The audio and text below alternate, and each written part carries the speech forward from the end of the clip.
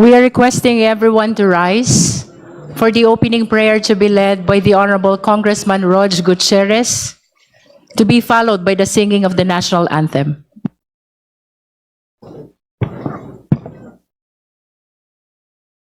Let us put ourselves in the presence of the Lord.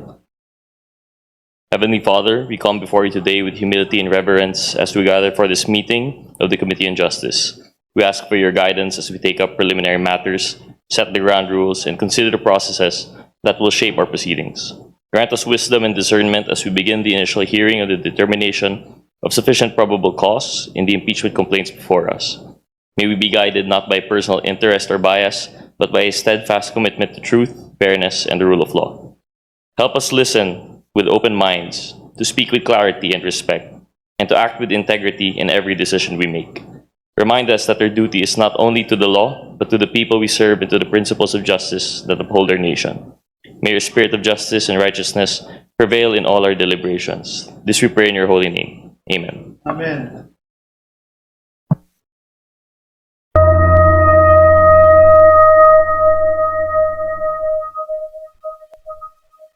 Bayang magiliw, perlas ng silanganan, alab ng puso, sa dibdib mo'y buhay.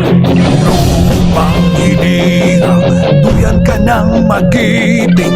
Sa manlulupi, di ka pasisingil. Sa dagat ang tulong, sa simoy at sa langit mong buhay. May dilag ang tula at awit sa paglayang minamahal.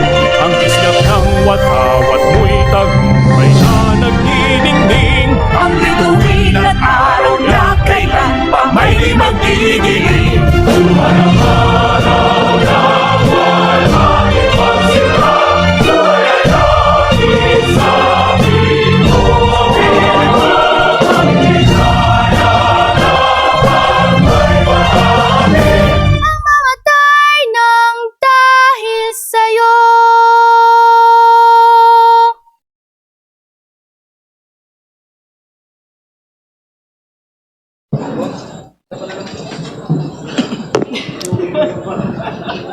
The hearing of the Committee on Justice is hereby called to order. Madam Chair, The Honorable Zamora. as this is a continuation of the hearing held on March 18, 2026, I move to dispense with the calling of the roll. There is a motion to dispense with the calling of the roll. Do I hear a second? Second, Madam Chair. Is there any objection? Hearing none, the motion to dispense with the calling of the roll is hereby granted. Can I hear a motion on the reading of the minutes and its approval? Madam Chair, I move to dispense with the reading of the minutes held last meeting, and I move for its approval. There's a motion to dispense with the reading of the minutes of the last meeting and for its approval. Do I hear a second? Second. Is there any objection? Hearing none, the motion is approved. The reading of the minutes is dispensed with and the same is approved. The Chair will address the Justice Committee. Magandang umaga po sa inyong lahat. Sa aking mga kapwa miyembro ng kapulungan, sa ating mga panauhin na naririto ngayon at sa sambayanang Pilipino. Before we begin, at bago natin ipagpatuloy itong proseso ng impeachment, tandaan natin na hindi lingid sa ating kaalaman na marami pa tayong ibang kinakaharap na problema. Let us accordingly acknowledge the pressing challenges our country faces. Oil prices are rising. The cost of basic goods is increasing. Ordinary Filipinos feel the weight of daily life more than ever. And yet, even as we undertake this solemn constitutional duty, the House of Representatives does not forget its other responsibilities. Kahit may impeachment, tuloy pa rin tayo sa iba nating obligasyon. We have, for example, acted to ease the burden of rising fuel cost, passing a bill authorizing the suspension or reduction of excise taxes. Nariyan na po ang panukalang batas, pinag-aralan, pinag-isipan, at inaasahang makatutulong sa ating mga kababayan. We also continue to work on measures that address inflation, food security, and social services. Also, just this March 2026, the House has acted on measures that directly affect the daily lives of Filipinos, passing a bill abolishing the travel tax, advancing legislation to institutionalize digital payments in government transactions, and pushing reforms to make public services more accessible and efficient. The House has also advanced key education reforms, including amendments to the Universal Access to Quality Tertiary Education Act and the Presidential Merit Scholarship Program. This strengthens support for students and investing as well in the country's future workforce. And after nationwide consultations across Luzon, Visayas, and Mindanao, the House has pushed forward the long-awaited anti-political dynasty bill with plenary deliberations recently completed. These actions remind us that governance is a constant balancing act, attending to urgent needs while fulfilling constitutional obligations. Kahit may impeachment, tuloy tayo sa iba nating tungkulin. Ang ating serbisyo publiko ay hindi napuputol, hindi tumitigil kahit sa gitna ng pinakamabigat na tungkulin. While we scrutinize those in power, we do not lose sight of the hardships faced by the powerless. Having said that, we proceed today fully aware of our dual duty to hold public officials accountable and to serve the people who entrusted us with this mandate. And so now, we begin. Dito nagsisimula ang opisyal na pagdinig ng kasong ito. Sa ating pagsisimula, tandaan natin na ang impeachment ay patungkol sa pananagutan sa bayan. Kaya't marapat lamang na balikan natin ang ating panunumpa. I do solemnly swear that I will faithfully and conscientiously fulfill my duties, preserve and defend the Constitution, execute its laws, do justice to every man, and consecrate myself to the service of the nation. Madaling bigkasin, pero mahirap panindigan. Hindi ito simpleng ritual. Ito ay isang pangako, isang panata ng pananagutan, hindi lamang sa batas, kung hindi sa bayan. Let me lay out the agenda for today. First, we establish the ground rules or the guidelines, not as obstacles, but as safeguards. Their purpose is simple: to maintain order, to allow clarity, so that truth may emerge unimpeded. Ang patakaran ay hindi hadlang sa katotohanan. Ito ang daan upang ito'y malinaw na lumitaw. Second, we move to the initial hearing. Opisyal po nating buksan ang pagdinig sa impeachment na ito. Third, and as part of this initial hearing, we act on pending motions, request for subpoenas, and set the schedule for the next hearings. At the core of these proceedings is probable cause. That is the objective of these hearings. We shall determine whether there is probable cause for impeachment. Ngunit, paano ba natin masasabi na merong probable cause? Let us be clear. This is not the probable cause of criminal procedure. Impeachment is not a criminal trial. It is a constitutional and policy exercise entrusted not to the courts, but to the House of Representatives. As we have seen in previous proceedings against Ombudsman Mercedes Gutierrez, the classical legal definition of probable cause was not applied. And for good reason.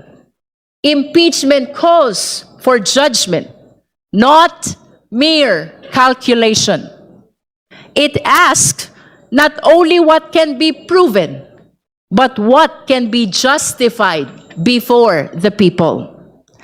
As the late Father Joaquin Berna said, impeachment is about what is best for the country. Hindi lang ito tanong ng kung ano ang nasa batas. Ito rin ay tanong ng kapakanan ng bayan. Consider the ground of betrayal of public trust. What does it mean?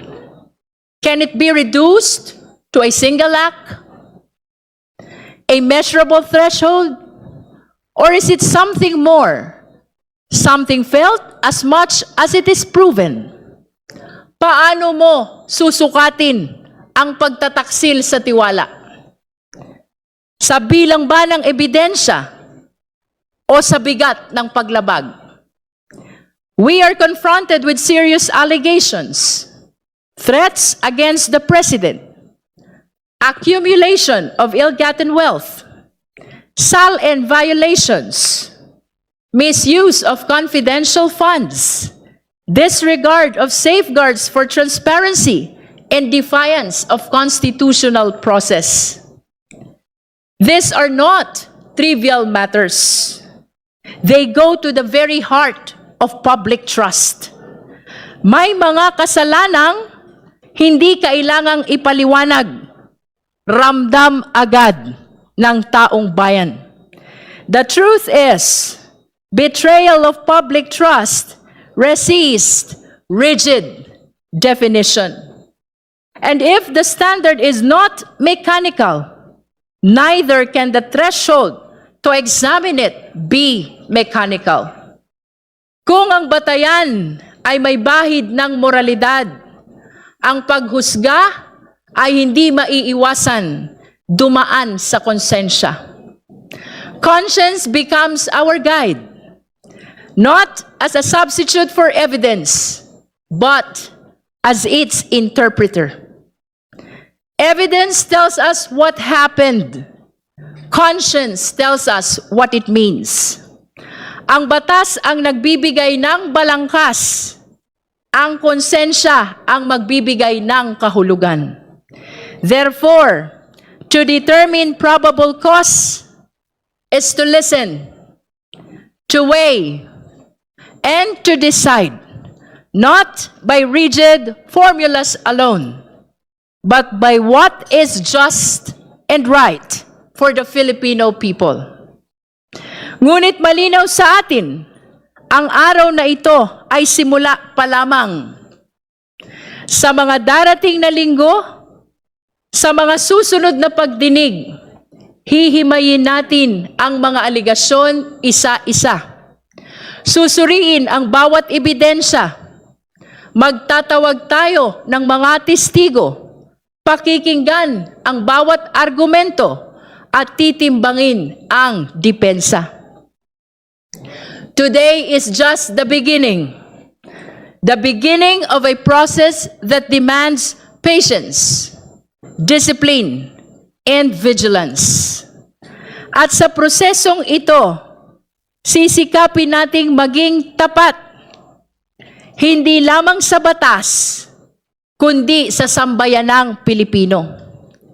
And in the search for probable cause, let us remember that what we are conducting here is merely investigative in nature, where the question is not guilt, but whether there is sufficient basis to proceed to trial in the Senate.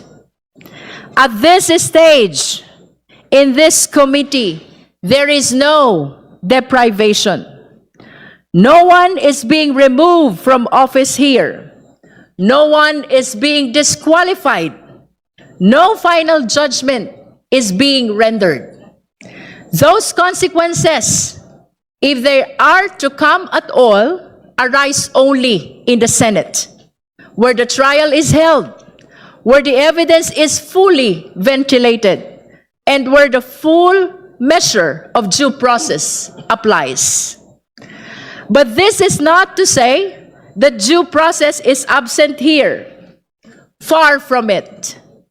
We have to remember that whatever we do here in the committee must always be in accordance with the Constitution, particularly the demands of due process. The Vice President has been invited to participate.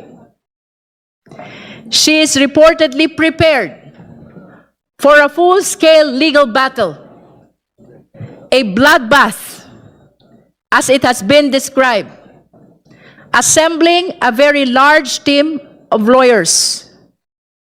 She is apparently ready to face the accusations and defend herself at length. And yet it appears she will not even participate. We recall the words of Justice Antonio Tiham in the previous impeachment against Chief Justice Maria Lourdes Sireno. Failure to participate in the hearings before the Committee on Justice is tantamount to a culpable violation of the Constitution. Ayon sa pananaw na iyon, ang hindi pagharap sa proseso ay maaring ituring na patuloy na paglabag sa saligang batas. Ang tanong ngayon, maaari rin ba nating sabihin ito sa Vice Presidente? Let us remember, the Vice President took the same oath. I do solemnly swear that I will faithfully and conscientiously fulfill my duties, preserve and defend the Constitution, execute its laws, do justice to every man, and consecrate myself to the service of the nation. Lahat ho ng kawani ng gobyerno, lahat ng opisyal ng pamahalaan, iisa ang panunumpa, iisa ang pamantayan, iisa ang pananagutan. Ang panunumpang ito ay hindi lamang pangako ng panunungkulan. Ito ay panata ng pagharap sa pananagutan at paggalang sa saligang batas. Dito sa komite, susundan natin ang saligang batas. Hindi natin tatalikuran ang ating tungkulin. Iyan ang inaasahan ng taong bayan. Hindi pag-iwas, kundi pagharap. Hindi katahimikan, kundi pananagutan. Sapagkat ang panunumpa ay hindi lamang binibigkas sa simula. Ito ay pinatutunayan sa bawat pagkakataon na tayo ay sinusubok. So regardless of the participation of the Vice President, and even in her absence, this committee will proceed. We will do our duty with resolve, without hesitation, and without delay. The Constitution entrusts the House with the exclusive power to initiate impeachment cases, and this committee stands at the forefront of that responsibility. Tayo lamang, ang Committee on Justice lamang, ang tahasang binigyan ng ganitong tungkulin sa saligang batas. In the end, this is not merely a procedural exercise. This is a test of judgment, of conscience, and of courage. Let us proceed with diligence, with fairness, with honesty, knowing that our actions today will echo far beyond this chamber. And so we return to where we began. Sa huli, babalik tayo sa ating panunumpa. I do solemnly swear that I will faithfully and conscientiously fulfill my duties, preserve and defend the Constitution, execute its laws, do justice to every man, and consecrate myself to the service of the nation. Madaling bigkasin, pero mahirap panindigan. Ang tanong, para sa lahat ng kawani ng gobyerno, para sa lahat ng opisyal ng pamahalaan, para sa Vice-Presidente, tinutupad ba natin ito? Pinaninindigan ba natin ito? Iyan ang tanong na sisimulan nating sagutin dito sa impeachment na ito. Maraming salamat po. We now call the case. Committee Secretary. Thank you, Your Honor. Initial hearing on the impeachment complaints against Vice President SARA Z. Duterte, filed by Reverend Father Joel Saballa et al. And endorsed by Representative Laila M. De Lima, and filed by Attorney Nathaniel G. Cabrera, and endorsed by Representatives Bienvenido M. Abante Jr. and Francisco Paulo P. Ortega V. Madam Chair, The Honorable Jokno. may I be allowed to make a brief manifestation Which manifestation? in relation to the opening statement? The opening statement. made by You may the proceed, Chair. the Honorable Jokno. Thank you, Madam Chair, distinguished colleagues, mga kababayan natin na nanonood, at magandang umaga po sa atin lahat. Marami po nagtatanong, ano ba talaga itong impeachment at ano ba ang proseso sa impeachment? Klarong-klaro po sa ating konstitusyon, Article 11, Section 3, the House of Representatives has the exclusive power to initiate all cases of impeachment, while the Senate has the sole power to try and decide all cases of impeachment. Sa madaling salita, ang Kongreso ang nagsasampa o naghahain ng impeachment case, habang ang Senado naman ang nagsisilbing hukom o tagahatol. Kaya tayo nandito sa hearing na ito ay para malaman, dapat nga bang isampa ang impeachment case laban sa Vice Presidente? Nung nakaraan, nakita po natin na sufficient in form and substance ang dalawang impeachment complaint. Ibig sabihin nito, sapat o tama ang forma ng mga reklamo at may sapat na nilalaman para umusad tayo sa pagdinig na ito. Nakita din ng committee na ang impeachment complaint ay sufficient in grounds o may sapat na batayan. Sa puntong ito, mismo ang konstitusyon ang nag-uutos sa Committee on Justice na magsagawa ng hearing. Ano naman ang ihihiring natin? Siyempre, walang iba kundi ang ebidensya at testigo. Our duty is clear, Madam Chair. This committee must secure and verify every piece of evidence, and we must protect every witness so they may give their testimony under oath. Ito ay naaayon mismo sa Section 7 at 8 ng Rules of Impeachment. Ito ang dahilan kung bakit po tayo naghain ng motion para makuha ang kopya ng salin ng Vice Presidente at para bigyan ng proteksyon ang testigo na si Mr. Ramil Madriaga.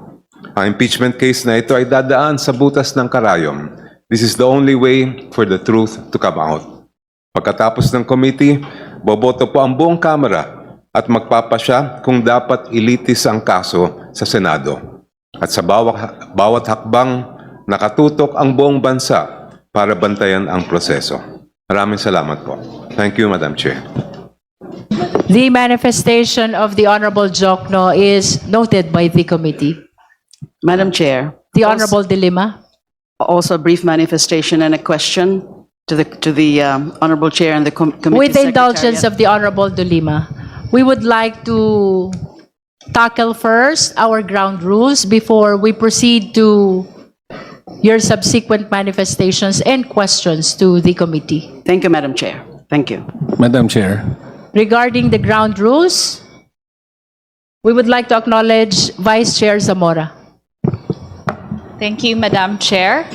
Bago po tayo magsimula sa deliberasyon ukol sa pagtukoy ng probable cause sa impeachment proceedings na ito, kinakailangan magtakda ng ating chairperson ng ilang panuntunan upang matiyak ang maayos, patas at episyenteng pagtatalakay. Ang komite ay may 38 na regular members. Ang quorum ay 1/5 ng kabuuan. Ang ex-officio members ay may boses at may boto. Ang mga nais magsalita ay kailangan makipag-ugnayan sa committee secretary upang maitala ang kanilang pangalan. Magkakaroon tayo ng alternating recognition ng minority at majority na may 5 minuto bawat isa. Maaari tayong magbigay ng second round kung may oras pa po. Hinihiling ng chairperson na hintayin muna ang kanyang pagkilala bago magsalita upang mapanatili ang kaayusan. Sa mismong pagdinig, ang mga resource persons ay susuriin ng mga miyembro ng komite alinsunod sa Section 7 of the Rules of Procedure in Impeachment Proceedings. Ang mga resource persons ay hindi papayagang magsalita o gumawa ng mga interjection malibang kung at hanggang sa sila ay kilalanin ng ating chairperson. Tanging ang mga miyembro ng komite lamang ang may karapatang suriin o i-cross-examine ang mga resource persons. Ang mga partido ay maaaring humingi ng pahintulot mula sa chairperson na magsumite ng mga tanong na itatanong ng ating chairperson kung sa kanyang opinyon ay kinakailangan ang mga ito para maging malinaw ang talakayan. Ang pakikilahok ng mga abogado ng mga partido o resource persons ay limitado sa pagpapayo sa kanilang mga kliyente tungkol sa kanilang mga karapatan sa ilalim ng konstitusyon. Dapat silang sumunod sa wastong kagandahang asal at hindi sila papayagang magsalita o gumawa ng mga interjection malibang kung at hanggang sa sila ay kausapin o kilalanin ng chairperson. Mga kasama, impeachment is an extraordinary constitutional process. It demands sobriety, discipline, and unwavering respect for the rule of law. Hindi personalidad ang ating hinaharap ngayon, kundi ang ating constitutional duties. Thank you very much, Madam Chair. Can we hear the necessary motion for the adoption of ground rules? Madam Chair, I move to adopt the ground rules as stated earlier. There is a motion to adopt the ground rules read by the Honorable Zamora. Do I hear a second? Madam Chair, Is there any objection? discussion. The Honorable Rodriguez. Madam Chair, the right to counsel is assured by the Constitution. So therefore, the respondent here has always have the right to counsel. In fact, in many cases, our rules of court is suppletory to the rules of impeachment in the House. And so therefore, this representation believes that first, they are entitled, counsels for both sides are entitled to send questions, and I agree with that, Madam Chair. But what I would like to emphasize is that the Vice President can always designate their counsel to appear in all the proceedings, so that we should be able to state there that the right to counsel, the right to be heard by herself or counsel is assured by the Constitution. But we know the response of the proponent of the motion as to that particular observation. If I may confirm, the Honorable Rodriguez, you would like the committee to acknowledge the right of the counsel even in the absence of the respondent. That's correct. Based on jurisprudence, Madam Chair, that although this is not a criminal proceeding, it is akin to a criminal case because we are trying to remove and there is also perpetual disqualification. And so, in other words, the Vice President can send her counsels here to appear for her. In fact, the right to self-incrimination is there. And a person who is now being investigated has the right to already not take the stand or at the time she wants to appear to be able to invoke it when she is asked an incriminatory question. So that is the position of this counsel. Thank you, Madam Chair. Of course, based on the ground rules that was read by the Honorable Zamora, the right to counsel is described as assistance to clients or to the parties. Now it is being proposed by the Honorable Rodriguez that the same be acknowledged even in the absence of the respondent or the parties. May I hear the comment of the members of the Justice Committee?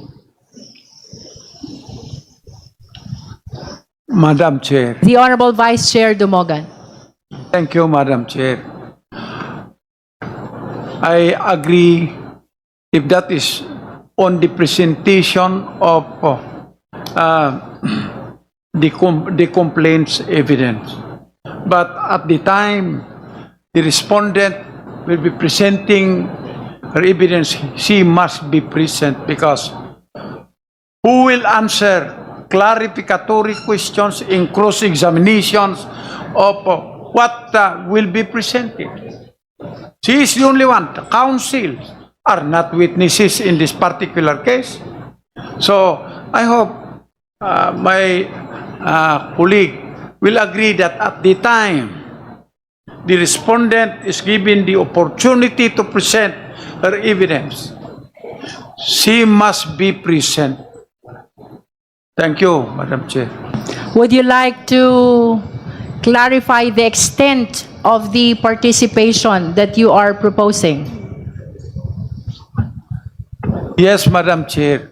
What I am proposing is, at the time that we have concluded the presentation of the evidence of the complainants, and it will be the turn of the respondents, then the respondents or her witnesses must be present because they are the only ones who can answer clarificatory questions or cross-examination questions of any of the members of this committee. The lawyers of the respondents are not witnesses to the said defense of the respondent. So it is a must, Madam Chair, that she must be present at the unless she will waive the presentation of her evidence when it is her time to present her evidence pursuant to our rules of impeachment, Madam Chair. For purposes of accuracy, Honorable Vice Chair Dumogan, you are proposing that the respondent's counsel, even in her absence, be allowed to present the evidence. But for purposes of clarificatory hearing, it should be the Vice President herself who should be present and answer the questions before the Justice Committee. That's exactly correct, Madam Chair. Thank you. Any other member who Madam wish to Chair? manifest? The Honorable Rodriguez. Madam Chair, the right against self-incrimination is very clear. Under our rules, the criminal procedure rules, which are suppletory, because our rules are very, very, very pithy in terms of the procedure. 2 points, Madam Chair. The respondent has the right not to appear, and therefore she does not need to be present, because that is the right of a respondent, akin to a accused in a criminal case, as decided in the cases, Madam Chair. That's number one. Number two, the counsels here are not only to advise on the legal rights, they have the right to cross-examine, because the Vice President will not be present. If she's present, she cannot cross-examine witnesses. Because she has lawyers. So therefore, 2 points. The rule that requires that the participation is only to advise the legal rights of the witness is on the rules on the investigation in aid of legislation. That is expressly found in the rules in aid of legislation, the hearings. But it is not found in our rules. I've been reading our rules of procedure. There's nothing here that limits it to only advising. Therefore, in an adversary proceeding like this, we have to therefore hear the counsels if they wish to be present, but if not, then that is also the lookout of the respondent. But I believe that we should be clear in our rules that the presence of counsel of the respondent has the right to cross-examine directly the witnesses for the complainants. And secondly, there is no need for the Vice President to appear in hearing because that is her right not to be able to appear, and we can make conclusions out of her non-appearance. No need for her to appear. Thank you, Madam Chair. Madam Chair. The Honorable Chua, are you raising your hand? No. Madam Chair. The Honorable Vice Chair Dumogan. The first part of the point had already been settled. Under our own rules, which is the subject of the motion, the counsel of the respondents are allowed to cross-examine by writing their questions, submitting it to the chair. What I am pointing out, Madam Chair, is at the time the respondent is given the opportunity to present her evidence.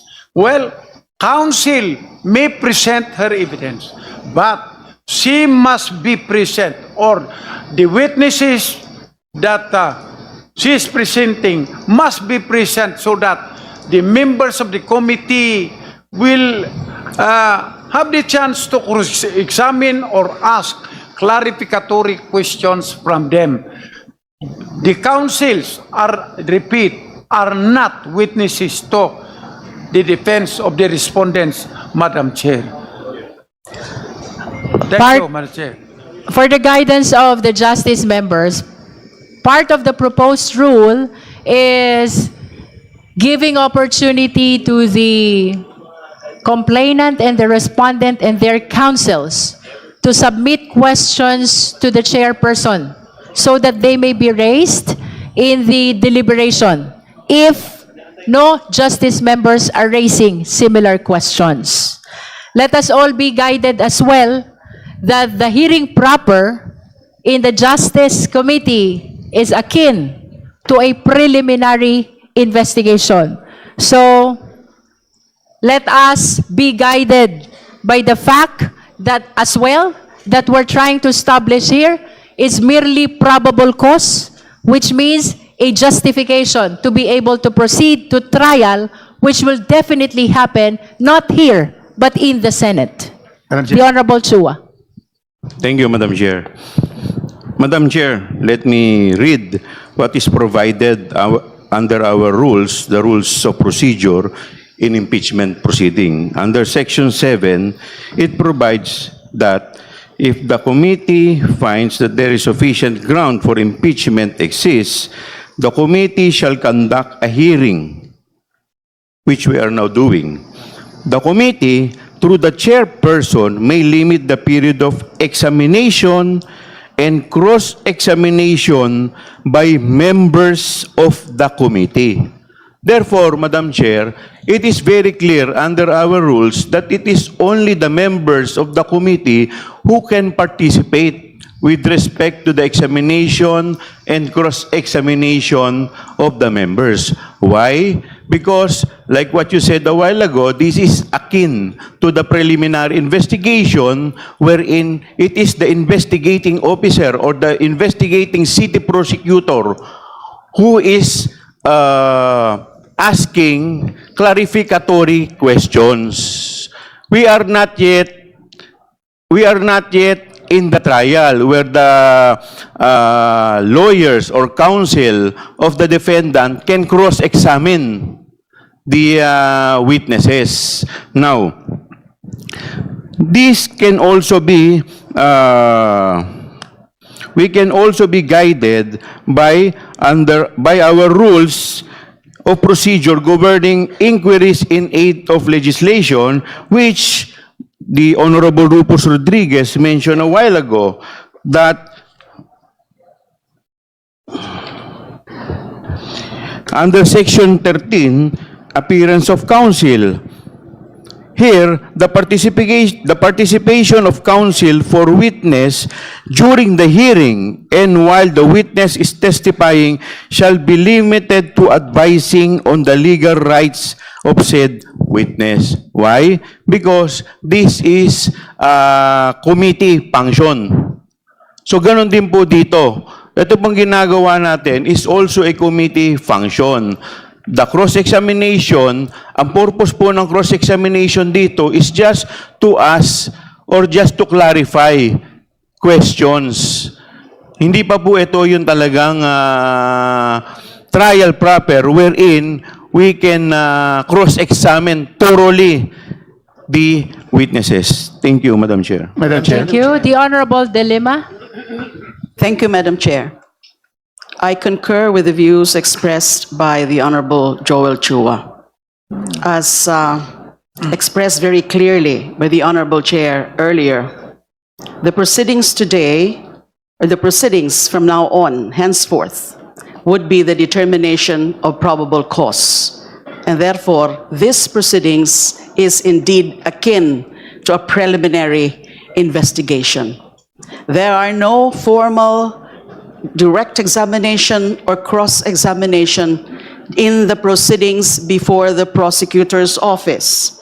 Yes, we can recognize the respondents and the complainants' right to counsel, but their role ought to be limited because this is only preliminary investigation. Role like identifying affidavits can assist their clients, can assist the complainants, or can assist the respondent. But if they have questions, as expressed and as already laid down in the ground rules read by the Honorable Representative Zamora, they can course it through the chair. In that case, they are afforded the right to confront, the right to ask clarificatory questions. This is not a full-blown trial yet that happens in the Senate.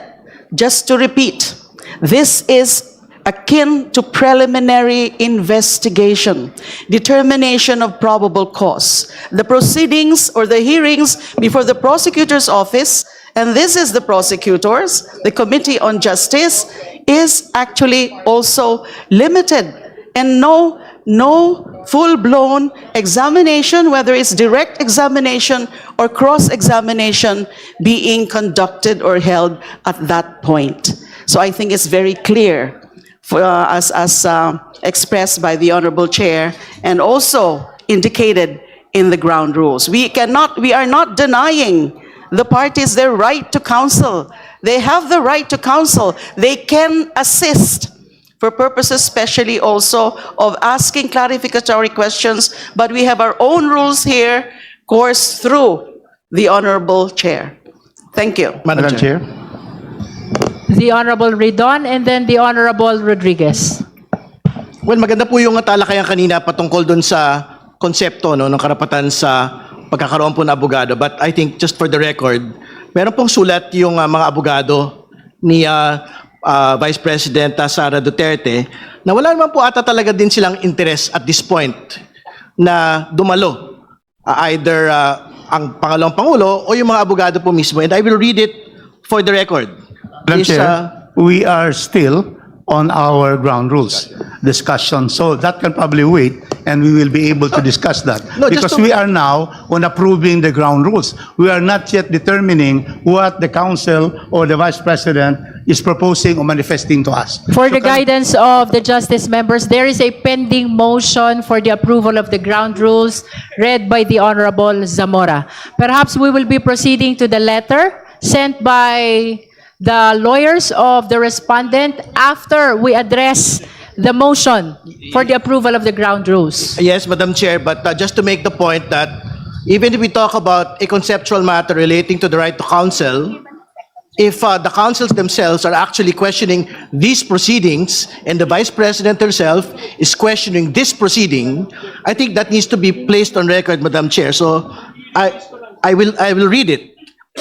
For two Narvasas and Salazar. Madam Chair. The Honorable Committee, Ridon that will is be out of order. requested to defer the discussion on the letter of Fortuna Narvasa until we address the pending motion before the committee. So if we can go back to the motion, the Madam same Chair. has been seconded already.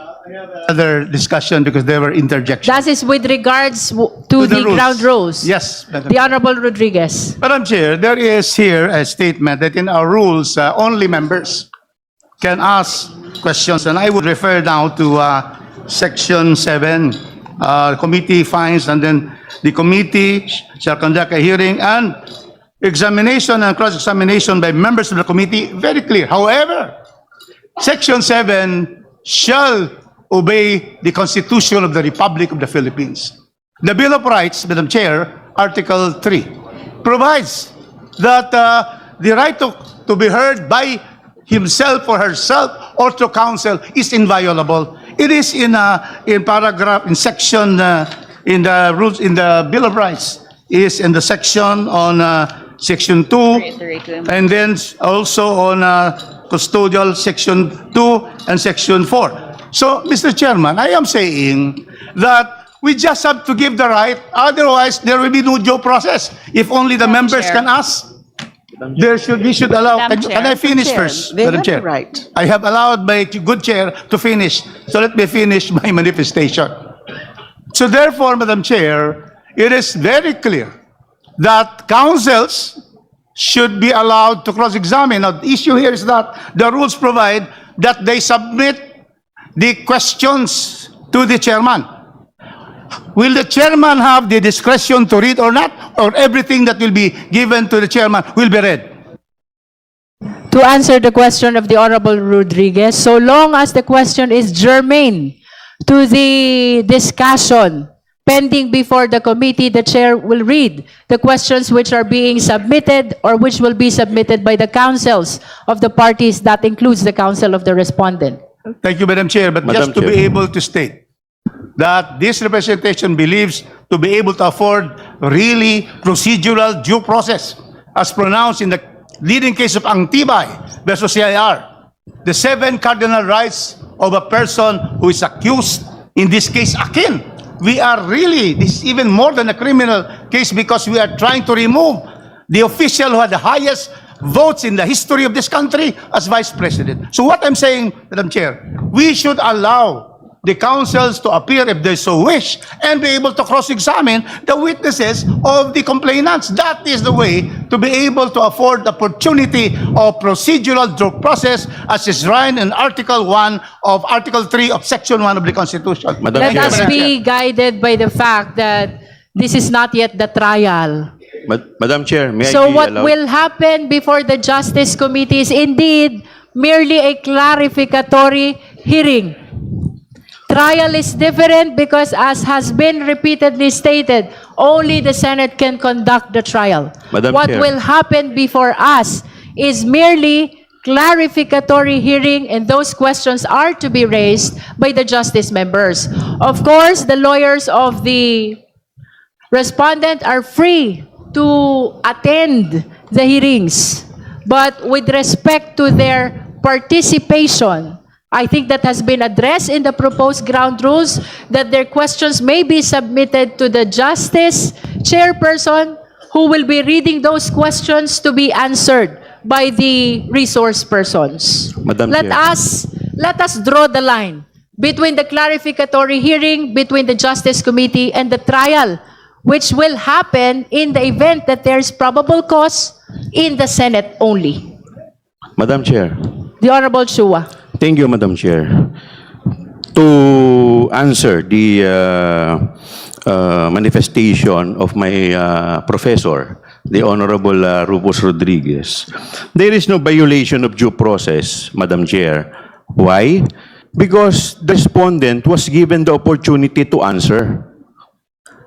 That was the time when she is allowed to give all her answer. Now, sinasabi po natin that this is akin to preliminary investigation. Sa preliminary investigation po ba, did we allow the complainant and the counsel to cross-examine? No. It was only the investigating prosecutor who is allowed to propound question to clarify. Hindi pa po ito yung full-blown trial. And us, as member of the Justice Committee, that is our job to ask clarificatory questions. Yun po yung intention nito. To do otherwise, kung iba po yung nasa isip nito, dapat clearly and expressly nilagay po dito sa ating rules na yung examination and cross-examination can be conducted by members of the committee and or counsel and the complainant. Kaso hindi naman po ganun eh. Sa buong Pilipinas, wala po kayo, never po nangyari sa preliminary investigation, nagkaroon ng cross-examination or nagkaroon ng opportunity na mag-cross-examine ang counsel at ang complainant. Thank you, Madam Chair. Madam Chair. Madam Chair. Madam Chair. The Honorable Zamora and then the Honorable Vice Chair Dumogan. Madam Chair, I reiterate my motion to approve, to adopt the ground rules as I earlier stated. In the interest of due process, let's hear as the last manifestation on the issue of representation by counsel, the Honorable Zamora, the Honorable Dumogan, and then we rule on the motion to approve the ground rules. Honorable Dumogan. Thank you, Madam Chair. As I said, we fully is in the motion that respondent is entitled to counsel.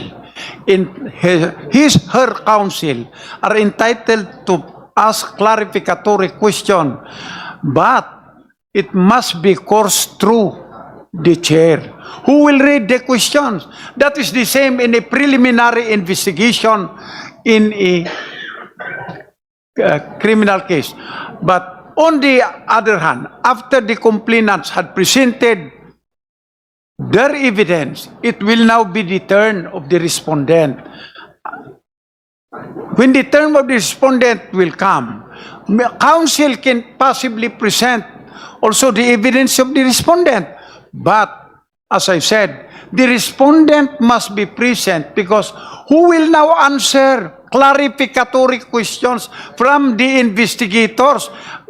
The members of the committee are considered as the fiscal conducting an investigation. So, who will now answer the clarificatory questions of this committee if the respondent will not be here? So, anyway, it will be her right if she does not appear. But to me, it will be a waiver of her right also to answer clarificatory questions of any members of this committee. Respectfully submit. Thank you. At this juncture, we shall now resolve Madam Chair, the motion. I think we've heard already all your meaningful and significant manifestations on the right to be represented by counsel. So with the indulgence of the Madam Honorable Chair, Zamora. there is a next ground rule which I would like to again manifest. We're finished with the representation and Okay. presence. You may proceed on the next ground rule. I would like to ask our Vice Chair, after the issue of the questions to be sent, what is the next ground rule? Because I have also a manifestation on that.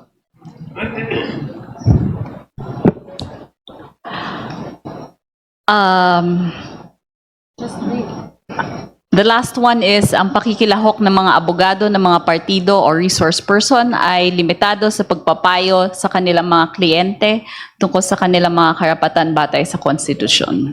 Madam Chair, I would object to that because precisely the rules of investigations in aid of legislation, that is precisely included.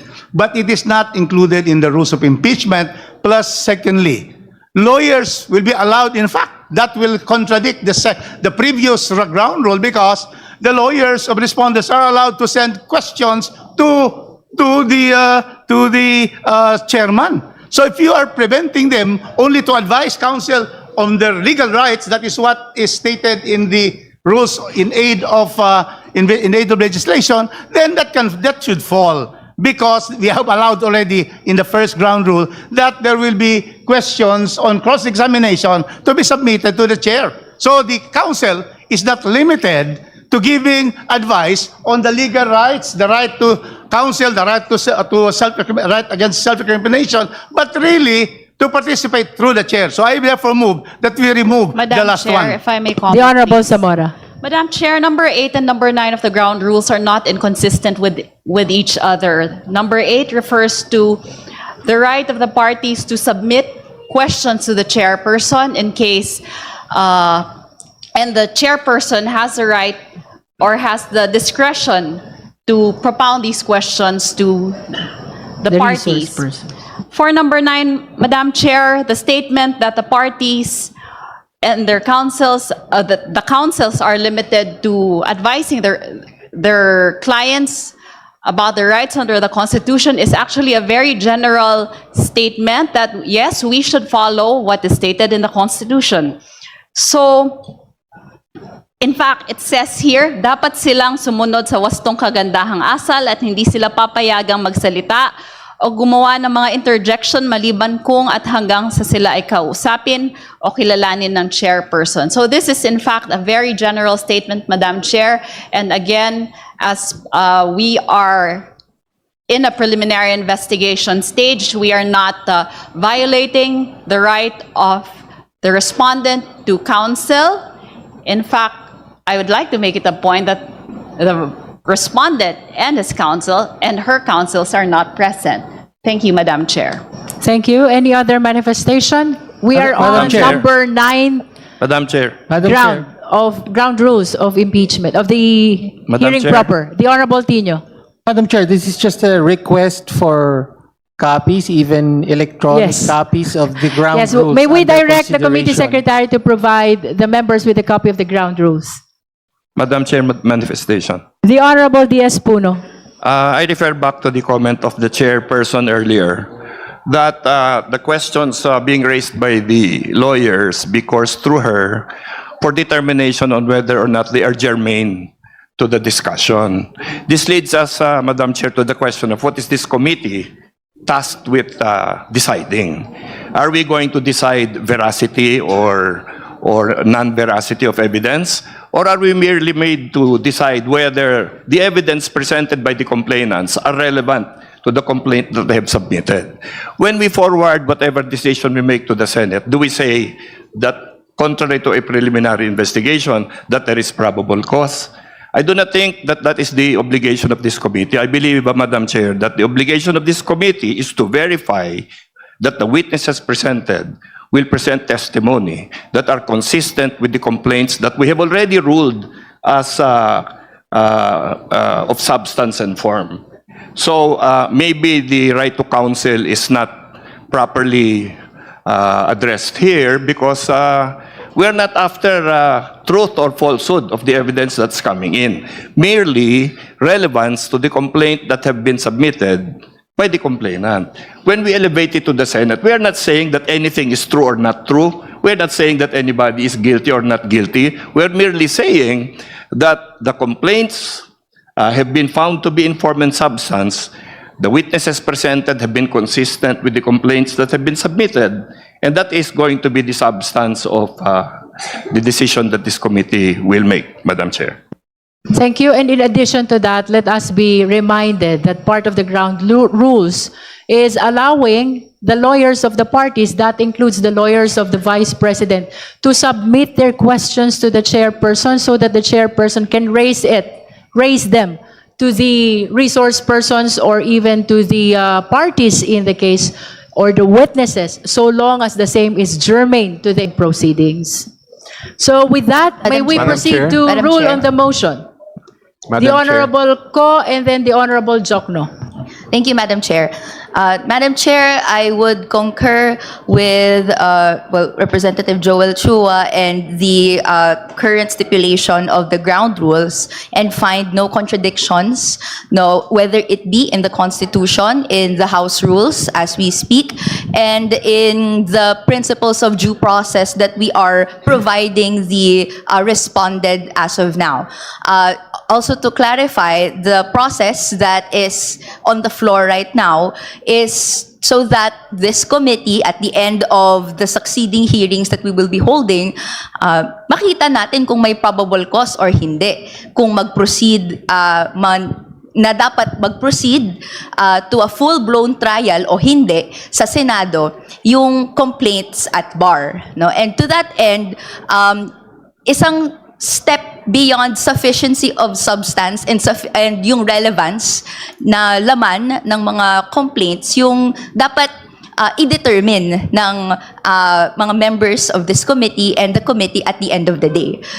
That's why, for me, kailangan din po yung hindi lang presence ng respondent, but rather yung meaningful advice that the lawyers can provide, which is sufficiently detailed naman na po doon sa ground rules na pinopropose. So, Madam Chair, if necessary, I would like to second the motion as on the approval of the ground rules. After the manifestation of the Honorable Jokno. Thank you, Madam Chair. To ensure consistency and as well avoid the possibility of any litigation that may question the rules of the committee, perhaps the committee could entertain a possible amendment to the proposed House rules.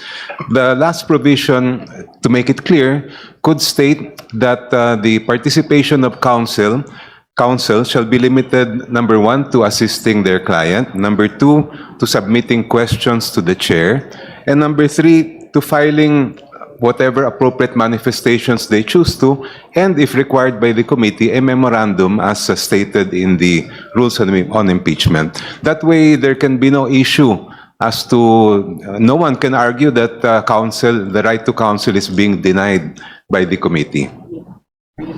I would make so move, Madam Chair. Second. That is a motion for, if I may be clarified, Honorable Jokno? Because there is a pending motion as well for the approval of this ground rules. So may we hear first, before the second motion, that is for the amendment, if the proponent of that ground rules is accepting your proposed amendment. Madam Chair, can I just insert this manifestation? Kindly wait to be recognized, Vice Chair Dumogan. Madam Chair, please. I accept the restating of the ground rules as amended by the Honorable Jokno, and I would like to point out that these are just ground rules and not rules of the House of Representatives. These are just the ground rules of the Committee on Justice. With the acceptance by the proponent of the amendment by the Honorable Jokno, may I hear the necessary motion to approve the amended ground rules? So Vice moved, Chair Ms. Zamora. So move, Madam Chair. Second, Madam Chair. There is a motion to approve the amended ground rules by the Honorable Dumogan. It has been seconded. Is there any objection? Hearing none, the amended ground rules is hereby approved. Now we proceed to the next matter. Earlier, the Honorable Redon is manifesting a letter received from Fortune Narvasa Law Office. Now we recognize the Honorable Redon for that matter. Madam Chair, the counsels of Vice President SARA Duterte, Fortune Narvasa Salazar, and Attorney Michael Wesley Poa submitted a letter explaining the Vice President's absence today and their absence as well as counsels for the Vice President. And I will read the main basis for their objection to attending today. Under these circumstances and considering the public statements made by the chairperson, it appears that the committee intends to conduct a trial.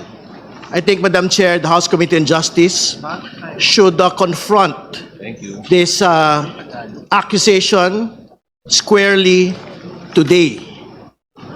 This particular position of the councils and of the Vice President herself is basically a legal word salad. Ibig sabihin po, wala po itong batayan sa katotohanan.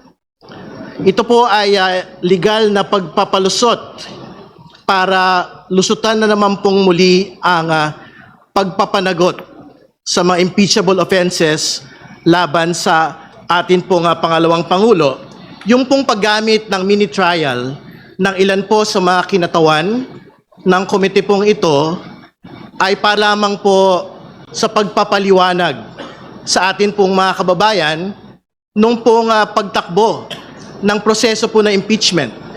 Particular, ito pong hearing proper at more particularly to make a distinction from the actual trial which will happen at the Senate. No? So, tingin ko yun lang po yung malinaw po na distinction dito po sa bagay po na ito. And Madam Chair, there is nothing in the rules and the proceedings that we have today which can in fact be considered as unconstitutional. I will read for the record the rules yet again and the constitutional provision. The constitutional provision in Article 9, Accountability of Public Officers, Section 3, 2. A verified complaint for impeachment may be filed by any member of the House of Representatives or by a citizen upon a resolution of endorsement by any member thereof, which shall be included in the order of business within 10 session days and referred to the proper committee within 3 session days thereafter. The committee, after hearing, this hearing, Madam Chair, and by a majority vote of all its members, shall submit its report to the House within 60 session days from such referral together with the corresponding resolution. That is the constitutional provision, Madam Chair. The rules of impeachment of the 20th Congress, Section 7, submission of evidence and memoranda. If the committee finds that sufficient grounds for impeachment exist, the committee shall conduct a hearing. This hearing, Madam Chair. The committee, through the chairperson, may limit the period of examination and cross-examination by members of the committee. The committee shall have the power to issue compulsory processes for the attendance of witnesses and the production of documents and other related evidence. These are particular provisions which guide the hearing proper today. And therefore, Madam Chair, hearing is mentioned in both the Constitution and the rules. This is the hearing proper that is mentioned in the Constitution and the rules. And part of hearing, any hearing, is the receipt of evidence. Ang sinasabi po ng mga abogado ng pangalawang Pangulo, wala daw pong karapatan ang komite pong ito sa yugtong ito na tumanggap po ng mga ebidensya. Pero alam po natin na sa mga pagdinig, bahagi po ng mga pagdinig ang pagkuha po ng mga ebidensya. Make no mistake, Madam Chair, the committee will fulfill its constitutional mandate to conduct hearings in the context of impeachment. More importantly, make no mistake, we will receive evidence during these hearings. The subpoenas of all the witnesses and documents will be issued. The subpoenas on the audit reports and congressional records will be issued. The subpoenas on the SALNs, on the bank records, on the tax documents, on the businesses, corporate records of the Duterte Carpio couple and their business interests placed in the SALNs of 2024 will be issued. We will fulfill this mandate today, Madam Chair, until the very end of these proceedings. Yun lamang po. Maraming salamat. Just for the record, the use of mini trial by some members of the Justice Committee is intended only to make a distinction between the proceeding before the Justice Committee and the trial which will happen in the Senate. Let us always be reminded that our parameter in our hearing proper is the determination of probable cause only, which means the justification to be able to proceed to trial. Again, we are not yet determining the guilt. We are not holding trial. This is just a clarificatory hearing for the purpose of determining probable cause, which will allow us to proceed to trial in the Senate. Madam Chair. That is for the record. The Madam Honorable Chair. Ko. Madam Chair. Madam Chair, a comment. The Honorable Ko and then the Honorable D.S. Puno. Madam Chair, also for the record, there is a statement released by the Office of the Vice President, no, echoing the parts of the letter issued by Council, and again using the word quote-unquote mini trial. Madam Chair, on the record, I'd like to contest, no, and express my grievance on the use of the word mini trial. What is happening on the floor, Madam Chair, is determination of probable cause. It is a different, no, proceeding that if you also provide equivalents in how we do this in the judicial proceedings, clear naman po ang distinction ng ginagawa ng Office of the Prosecutor. And kapag nahanap na po yung probable cause na yon, magpo-proceed na po sa trial sa korte. For me, Madam Chair, it is irresponsible to muddy legal concepts so as to create a reason para po hindi mag-appear and even defeat the capabilities of this committee to talk about evidence, pleadings that is provided and may avenue naman na pinapadaloy under our House rules. So, Madam Chair, I'd just like to put on the record yung grievance on the use of the word mini trial. Thank you, Madam Chair. Thank you. The Honorable D.S. Puno. Thank you, Madam Chair. I refer back to the comment earlier by Congressman Jokno, which I think is very important, that we try to be sensitive to any actions that the committee takes that might open us to questioning on the higher judicial levels. We are in a hearing today. Hearings usually result in committee reports. Committee reports that will not have a judgment, that will not have any statement on the true veracity of any evidence that is presented here, because that is the work and job of the Senate, in my belief. No? So the final report that comes out is not a decision, it is not a judgment, it is a committee report that is forwarded to the Senate and recommending a trial. So I believe that the distinction between whether we are having a trial or not should begin there.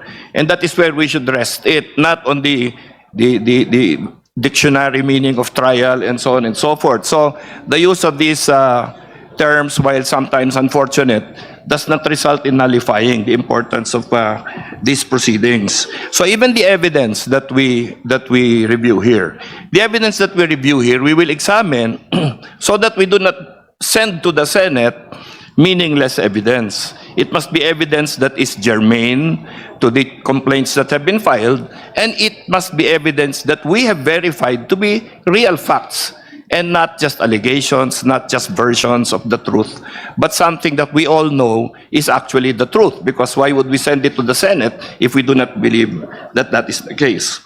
So I believe that if we clarify this in the course of our proceedings, that we are not judging any testimony, but merely verifying it for purposes of accuracy, relevance to the complaint that has been filed, and so on, and come out with a committee report in that manner, I don't think that this committee can be accused of conducting a trial, Madam Chair. Madam Chair. The Honorable De Lima first, and then the Honorable Rodriguez. Rodriguez Roge. Yes, Madam Chair, just a brief reaction to the manifestation of the Honorable Representative Puno. Just to be very clear, what will be transmitted to the Senate is not the committee report. What is to be transmitted to the Senate is the articles of impeachment already. The committee report from this committee will be transmitted to the NBank for consideration of the recommendation, for the consideration and approval of the recommendation of this committee, whether probable cause exists or not. So let's just be very clear about it. And Madam Chair, I noticed that the ground rules, the guidelines distributed to us does not yet reflect the amendment. So if we can have, please, The copy committee reflecting- secretary is directed to reflect or include the amendment that was approved already in the approved ground rules. Thank you.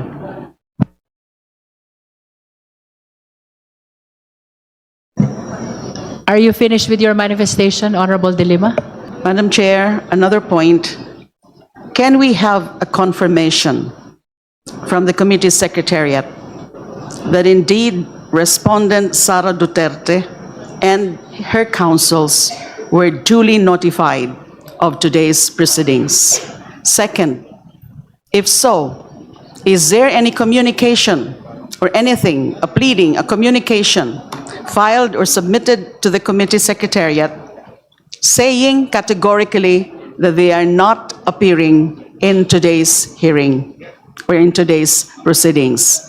And another question is there also any communication or any submission made from their camp explaining the absence of Respondent Sara Duterte? Because aside from the letter put on record by the Honorable Terry Ridon about questioning the proceedings under the erroneous premise that what is being conducted here is trial on the merits, there has been statements, pahayag, from Sara Duterte.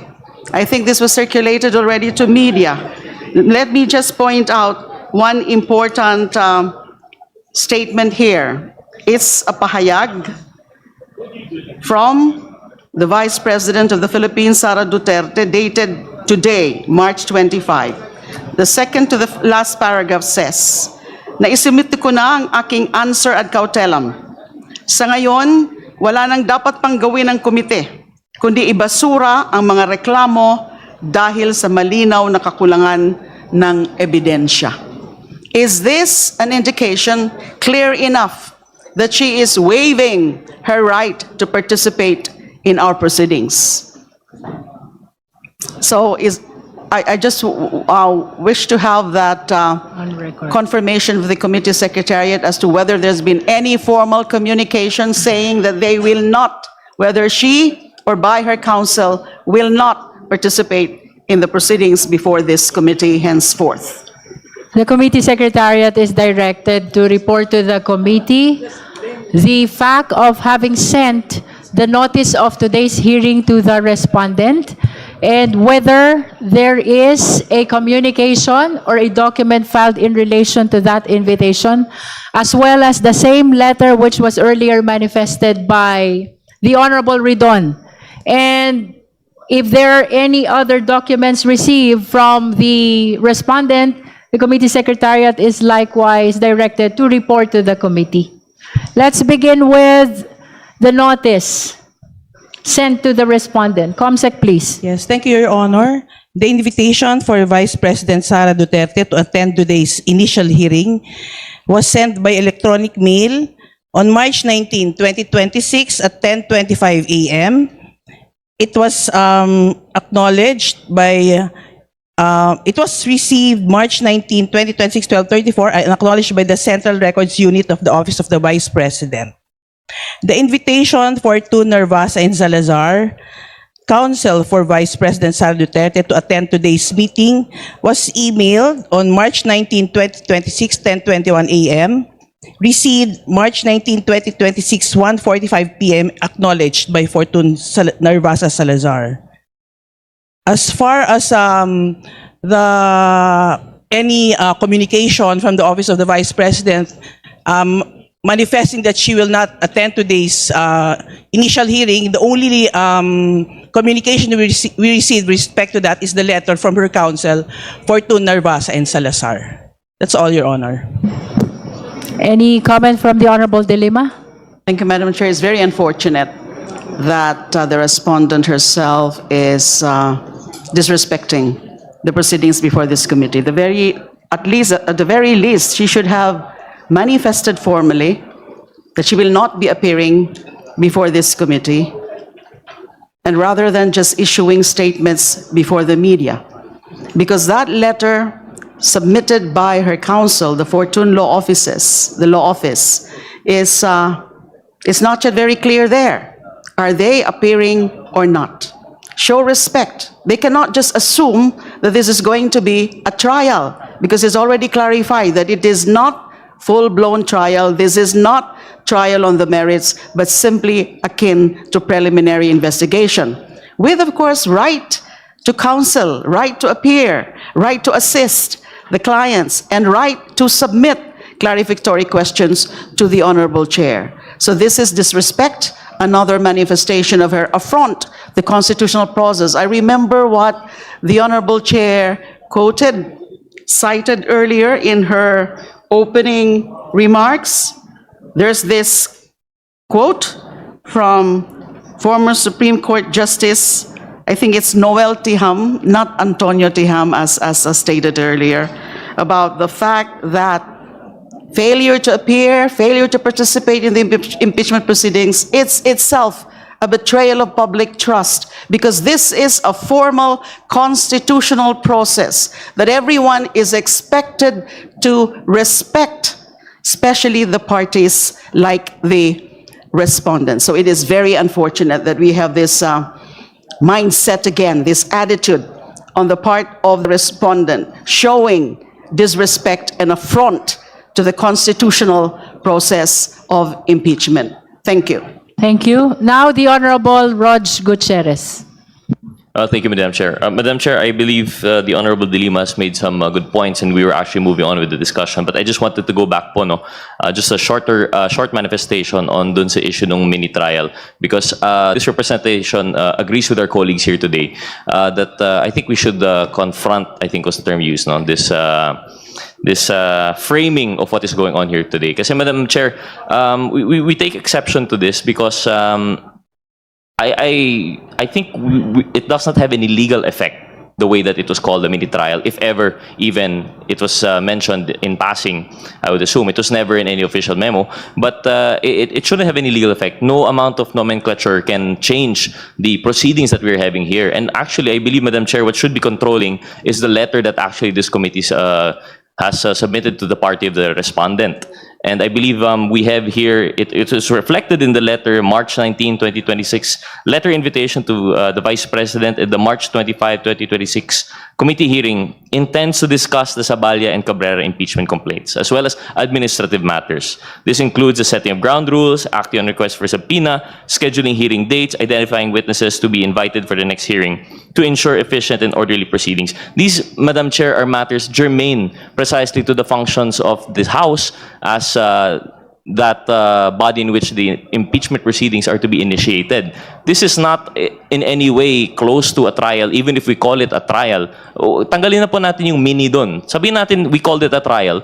What we're having here today is very far from that. As mentioned, I think it was Justice Carpio who once mentioned in a concurring opinion that, and it has been thrown around here a lot, no? It is akin to a preliminary investigation. And very clear, if we are even to compare to that under Rule 112, Section 3, Paragraph E, they have their actually clarificatory hearings. So no matter any which way that we call this proceeding, very clear po na this hearing that we're having, if it's going to be considered akin to that, is nowhere near an actual trial by any judicial body. So I think, Madam Chair, we really have to dispel that framing na this is a mini trial or a trial. It's very far from the truth of what is going on here, and I think si Deputy Speaker Puno made some very fine points na what the goal of the hearing that we're having here is very different. In fact, what will be presented here will be different from what will be presented in a trial, should it proceed to that.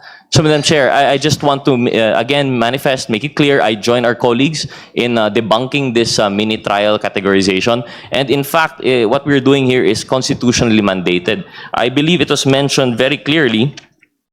There is the provision that it is only after hearing, and a majority vote of all its members that committee shall submit its report to the House within 60 session days from such referral. This is about the constitutional provision on impeachment, Madam Chair. So very clear, we're all moving, this procedure is moving within the pace as provided by Constitution, as you know, clarified by the Supreme Court in this most recent ruling. So again, Madam Chair, I join our colleagues. Thank you. If there are no other manifestations on the letter sent by the councils of the respondent, we shall proceed to the next matter. Mr. Chairman. The Honorable Vice Chair Dumogan and then the Honorable Rodriguez. Rufus. Thank you, Madam Chair. What is important to me is notice had been sent to respondent in her council, and there is conclusive proof of receipt. Hence, this committee has complied with the element of due process. Unfortunate, that has already been said, she does not recognize the proceedings in this committee. The most important, you were duly notified of today's proceedings, but did not appear. Thank you, Madam Chair. The Honorable Rufus Rodriguez. Madam Chair, if I was so disappointed by the answer, consolidated answer ad coltelam, I am really totally dismayed by this letter sent by the lawyers. We have here 6 lawyers who has submitted a letter to the Honorable Chairperson, Jervil Luistro, that we have no jurisdiction to conduct this hearing, which they term as mini trial. Madam Chair, in the first page of the letter, March 24, 2026, it says, the Constitution vests the authority and power to conduct trial solely in the Senate. Clearly, what applies here is the constitutional provision that in the impeachment proceedings, we will have a hearing. It is not a trial. That is very much clear under our Constitution. They are citing here Section 3(8), Article 11 of the Constitution, the state shall have the sole power to try and decide all cases of impeachment. That is right. But we are governed not on the hearing by the Senate, but we are governed by the proceedings on impeaching to find out probable cause. Then, Madam Chair, in this letter, the second page, it says, the same, Article 3 to 11, the same does not give the committee any power or jurisdiction. Can you imagine that? How can they be able to support this allegation that we have the committee has no power or jurisdiction to conduct any form of trial? Mean or full-blown, because precisely we are not having a trial here on the merits, but only, Madam Chair, on a hearing to determine probable cause. And then, it also cites that it is basic that all rules must not contravene. We are not. The committee is not contravening the Constitution nor our rules or any law for that matter.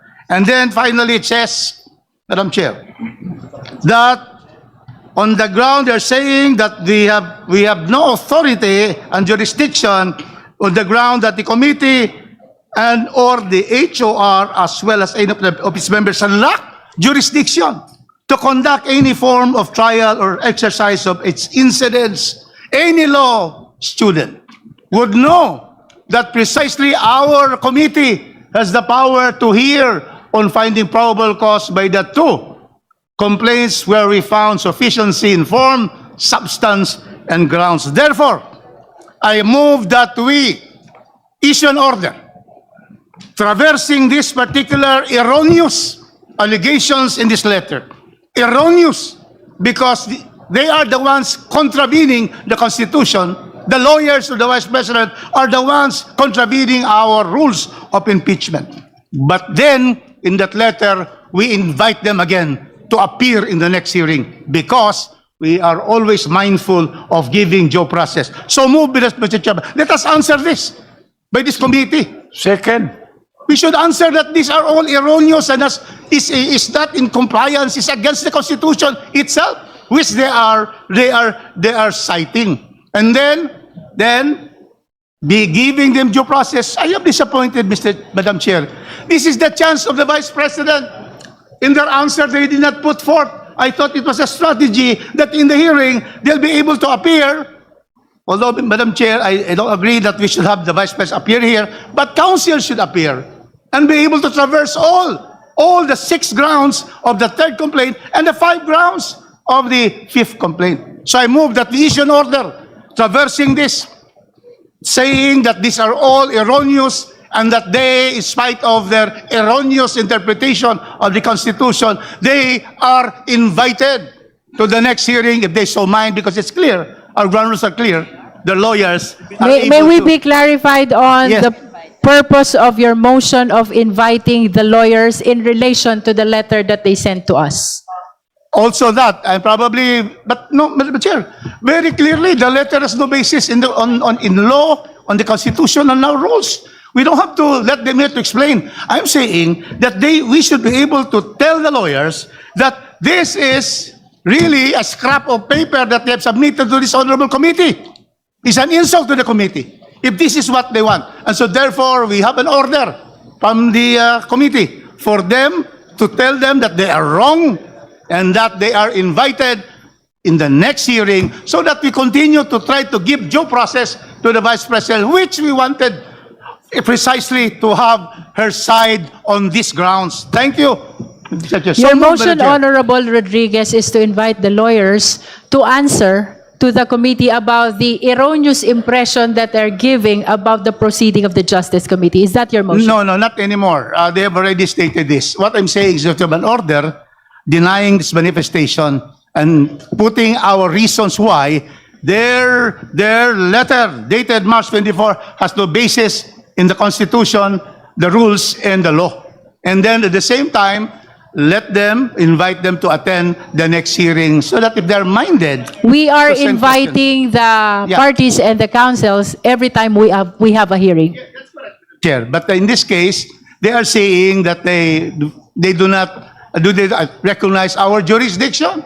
And so we're telling them that please come and recognize it because your premises here is totally unfounded and baseless. Thank you. Right, so there is a motion to issue an Chair. order Madam Chair. or an answer to the letter belying all the erroneous allegations contained in the letter of Fortuna Narvasa. Do I hear a second? Madam Chair, amendment. it is not, we do not answer. We order.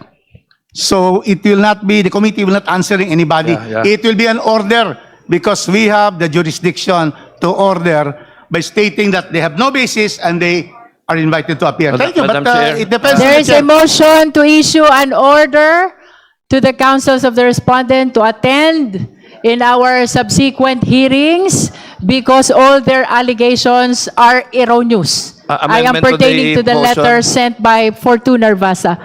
Amendment to the motion, Madam Chair. The Honorable D.S. Puno is recognized. Yes, may I recommend that in the amendment that we state that this matter was discussed at this hearing and found to be defective and erroneous. So I think that those statements of Representative Rodriguez should be included in the order, and then the invitation. But I think we should make it clear that it was discussed, just so that it's not made to seem later on that it was dismissed without due deliberation here. Madam Chair, may I? Is this in relation Yeah, also to yeah. the motion? The Honorable Zia Yeah, Alonto Adjong. Before we act on the motion, Madam Chair, just for the public consumption, because our kababayans are watching us right now, the order as proposed by Congressman Rufus Rodriguez should not be taken as something for this committee to treat the lawyers with an equal footing, because the legitimacy of this process does not rely on the acceptance or recognition of these lawyers, or anyone for that matter. We are exercising our constitutional duty to proceed with the investigation, with the hearing as we are conducting right now. Para po sa kaalaman ng karamihan, yung sinasabi po ni Congressman Rufus Rodriguez is not really in response to put them in the equal footing as though the lawyers and this committee is exchanging ideas or opinions. Because number one, hindi po nakasalalay ang integridad, ang proseso at legitimacy ng hearing na ito sa acknowledgement, recognition ng sino man o kanino mang parte, Madam Speaker. Madam Chair, the letter was submitted The Honorable DS Puno. to the chairperson as chairman. It is addressed to the chairperson, Addressed to the DS chairperson Puno. as chairperson of the committee. That's correct. So I think at the very least we should manifest that this has been brought out to the members. It has been read by Representative Ridon, and it has been commented upon by Congressman Rufus Rodriguez. That does not make them and give them equal status with us. It merely tells them that we are fair, and we have taken this into consideration and actually found their manifestations and their letter to be defective in substance, no, and in what Madam they Chair. allege. Madam Chair. The Honorable Jokno. Yes, I have some serious reservations about using the term order because it could be twisted and made to appear that we are acting like a court.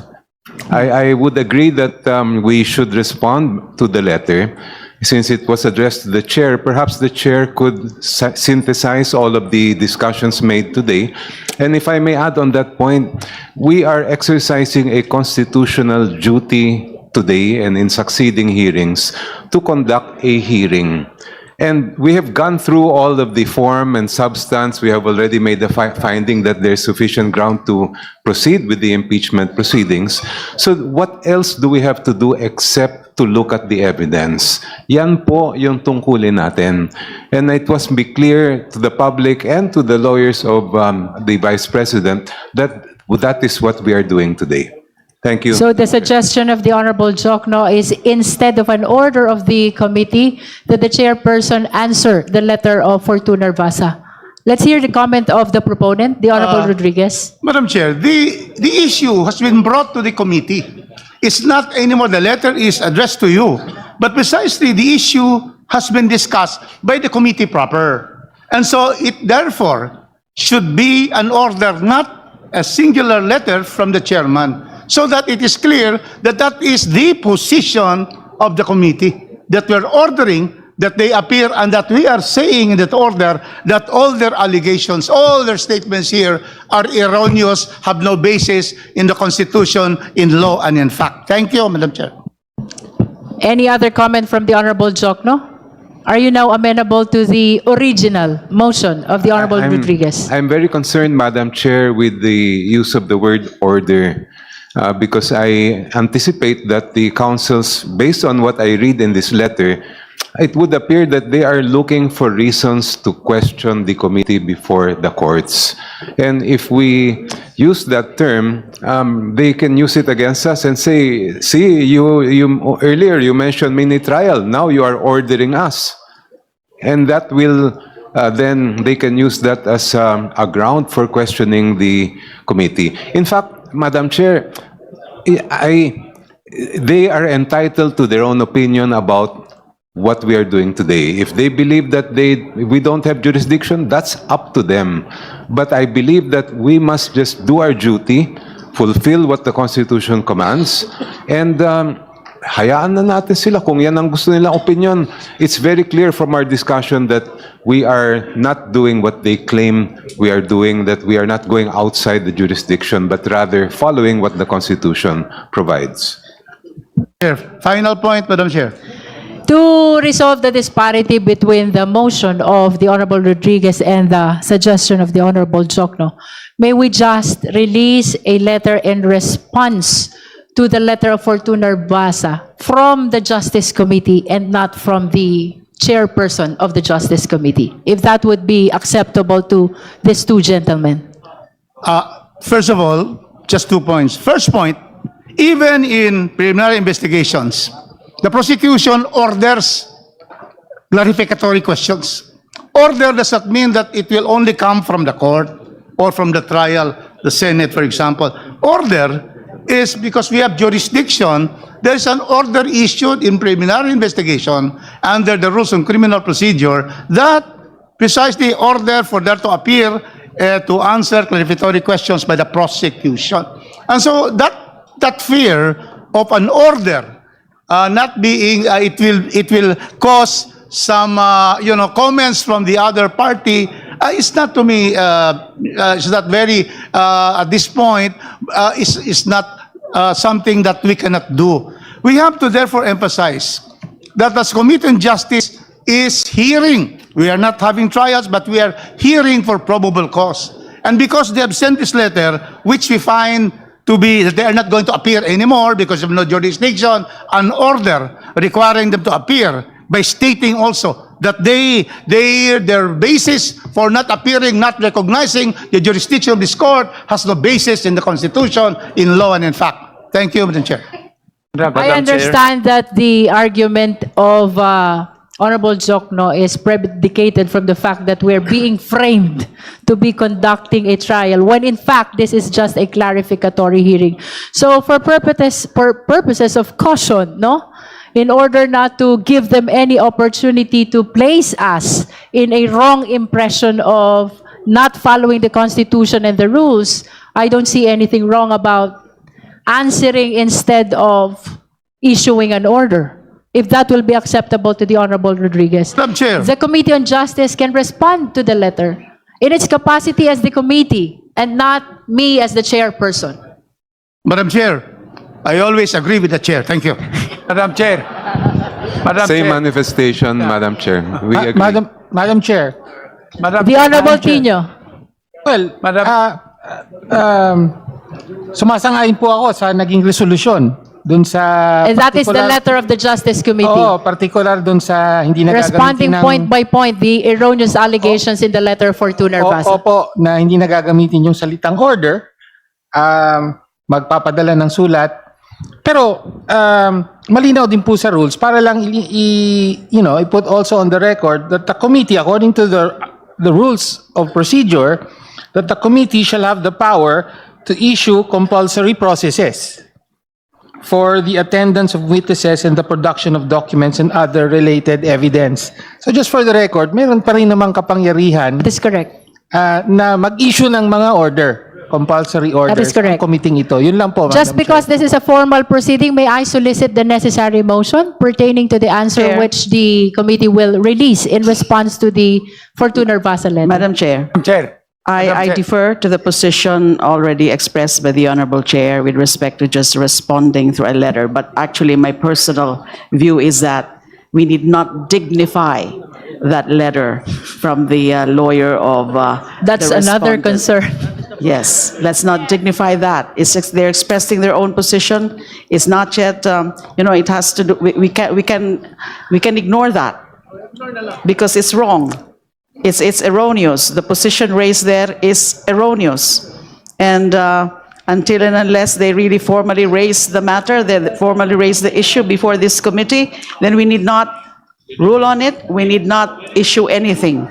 But I defer again. I defer to the position of the Honorable Chair and agreeing with the proposal of the Honorable Chair Jokno that we can only respond through a letter containing our arguments, our counter-arguments on the position expressed in that letter. But as I said, we can actually ignore that and let's not dignify that. Thank you. To finally resolve our proper action in relation to the letter of Fortuner Basa, may I hear the necessary motion on the letter which the Committee on Justice will issue? If you are not in favor to answering that letter, then perhaps you should not vote in favor of this motion.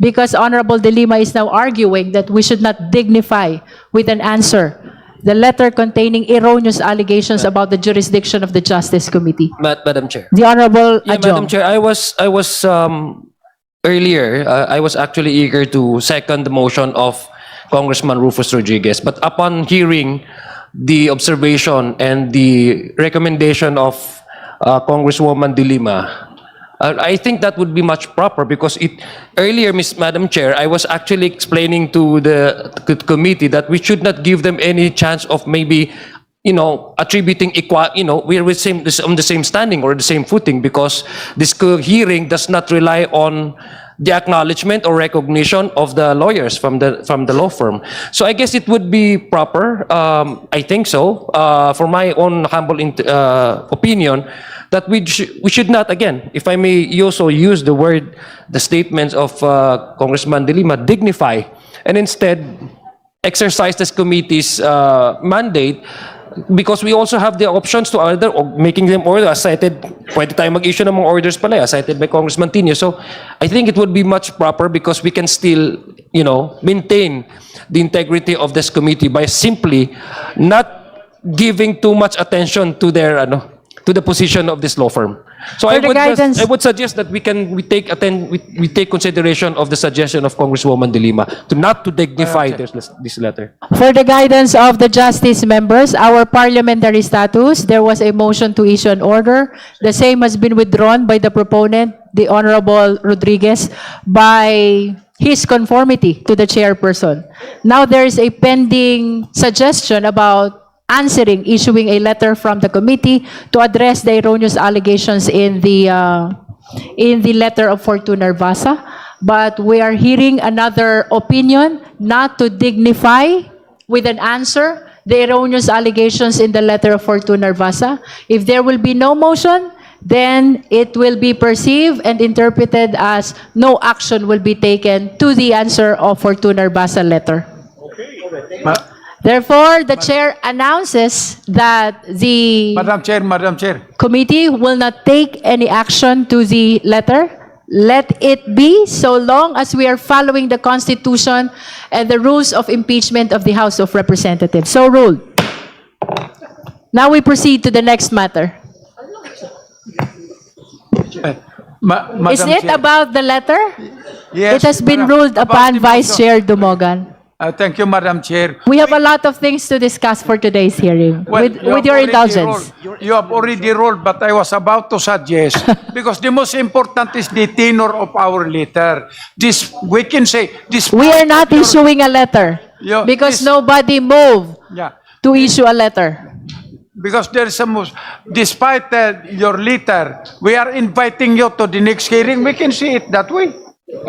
Nevertheless, the lawyers and the parties are always invited, notwithstanding the letters of non-appearance, notwithstanding the letter that they are not recognizing our jurisdiction.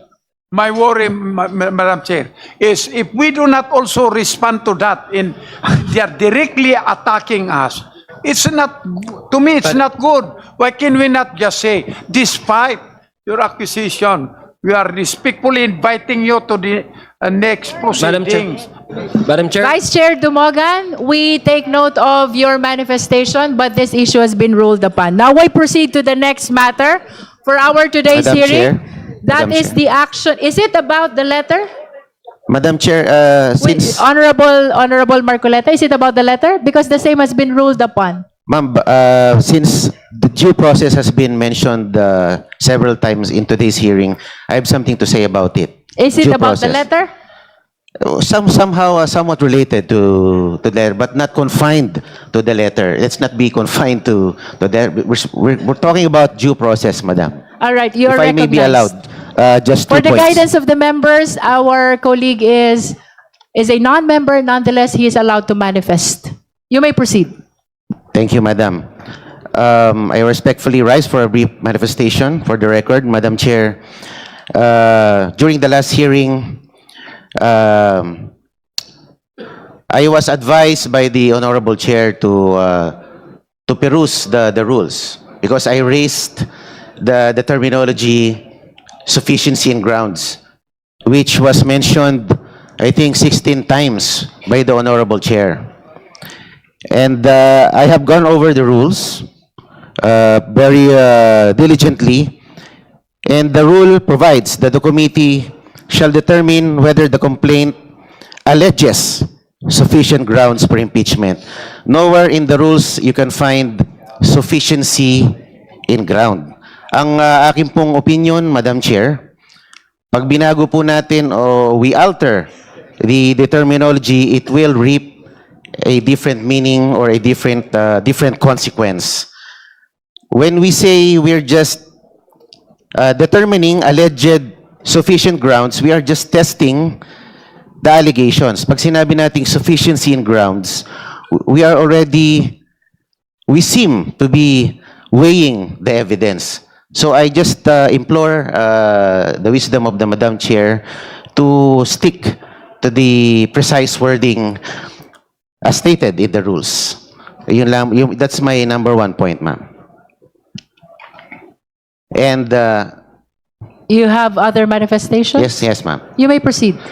Number two, Madam, I have questions as to how the process of determining alleged sufficient grounds was achieved during the last hearing.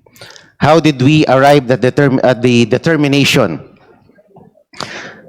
Because as far as I can recall, the Honorable Rufus Rodriguez suggested that we deliberate on the grounds, ground by ground. Because the complaints are nothing without the valid grounds from which its own merit should be anchored.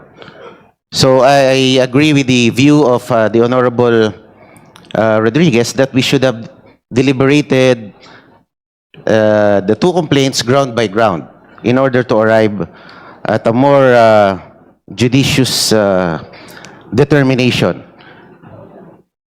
And ang narinig ko lang po during the last hearing are perfunctory recital of allegations by the endorsers. So it would appear that this was just a peremptory declaration of sufficient grounds and nothing more. Yun lang po, ang aking pong pakiwari, we should be not abbreviating due process because the ruling on Duterte versus House of Representatives stated that due process and the constitutional limitations should always be present at every stage of the impeachment process. That's all, Madam Chair. The committee notes all the manifestation of the Honorable Marcoleta. Now we proceed to our pending motions and or requests before the Justice Committee. The Honorable Joel Chua is recognized. Thank you, Madam Chair. Madam Chair, the committee has received a letter dated March 5, 2026 on even date from Honorable Chel Jokno, where he moved that subpoena duces tecum be issued for the following. Number one, duly certified copies of all the records of the NBI's investigation into the threats made by Vice President Sara Duterte against President Ferdinand Bongbong Romualdez Marcos Jr., First Lady Luis Lisa Cacho Araneta Marcos, former Speaker of the House, Ferdinand Martin Gomez Romualdez Sr., and certified true copies of all documents and photographs gathered in the course of the above-mentioned investigation. And number two, duly certified true copies of the Statement of Assets and Liabilities and Net Worth of Vice President Sara Zimmerman Duterte for the years 2022 to 2025 inclusive, 2007 to 2013 inclusive, and 2016 to 2022 inclusive.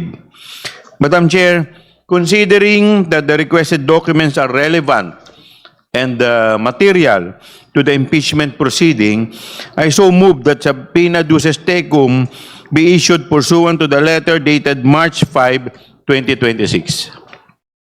So move, Madam Chair.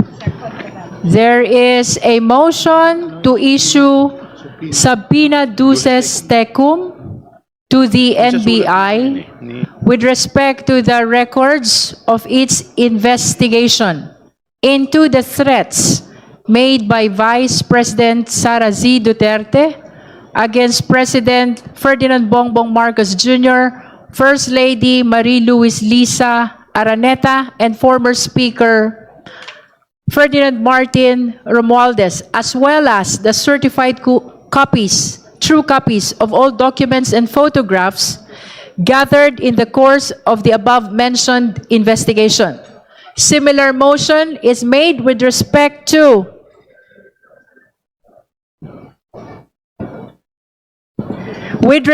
the certified true copies of the Statement of Assets and Liabilities and Net Worth, that is SALN, of Vice President Sara Zimmerman Duterte for the year 2022 to 2025 inclusive, 2007 to 2013 inclusive, and 2016 to 2022 inclusive.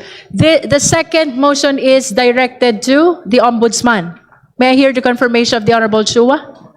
For the SALN. Yes, Your Honor. The second subpoena is directed to the Ombudsman, that is with respect to the SALN of the Vice President. Do I hear a second? The same has been seconded. Madam Is Chair. there any objection? Madam Chair, The Honorable Rodriguez. we cannot Are you objecting? manifestation first before I would make my. We cannot have two motions being proposed at the same time. Practically, there should be two motions. The first motion are the NBI findings. The second is the SALN. We should go one by one, Madam Chair, because I am going to agree to vote yes to the first one. The second one, it is a fishing expedition. It is not. There are no ultimate facts on the SALN of the Vice President. So I will vote no. I will object to the second one. The first one goes, Madam Chair. May So we should hear divide- from the... We should have two motions instead of only one. Two subject matters. Under our rules, in the rules of court, motions should only be on one subject matter. May we hear from our proponent? The Honorable Rodriguez is suggesting that there should be one motion per subpoena. Yes, I move that we vote Would you on, like to amend your yes, motion? I will amend my motion with respect to the. I move that we issue subpoena duces tecum to be issued for the duly certified copies of all the records of the NBI's investigation into the threat made by the Vice President Sara Duterte against President Ferdinand Bongbong Marcos, and certified true copies of all documents and photographs gathered in the course of the above-mentioned investigation. And so move, Madam Chair. There is a motion to issue a subpoena to the National Bureau of Investigation with respect to the records of investigation of threats made by the Vice President to the President, to First Lady, and to the former Speaker. Do I hear a second? The same has been seconded. Is there any objection? Hearing none, the motion is approved. The committee secretary is directed to issue the necessary subpoena. The Honorable Chua? Madam Chair, with respect to the second subpoena, I move that we issue subpoena duces tecum to the Office of the Ombudsman for the issuance of the duly certified true copies of the Statement of Assets and Liabilities and Net Worths of the Vice President Sara Zimmerman Duterte for the years 2022 to 2025 inclusive, 2007 to 2013 inclusive, and 2016 to 2022 inclusive. So move, Madam Chair. There is a motion for issuance of subpoena to the Ombudsman with respect to the SALN of the Vice President from 2022 to 2025, 2007 to 2013, 2016 to 2022. The same has been seconded. Is there any objection? Madam Chair. Is that an objection, I Honorable object. Rodriguez? I object. This is now a clear fishing expedition against the Vice President. Thank you. Considering that the motion has been objected to, we shall proceed to divide the House. Justice members, please be ready to vote. Those who are in favor of the motion for issuance of subpoena to the Ombudsman for the production of SALNs from 2022 to 2025, 2007 to 2013, and 2016 to 2022. Please raise your right hand.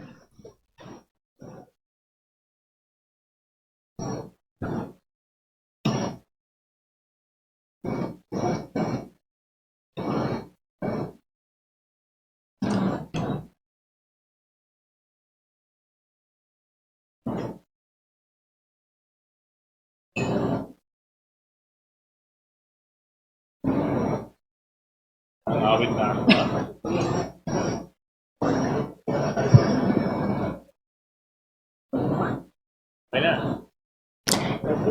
may now put down your hands. Those who are not in favor of the motion, please raise your right hand.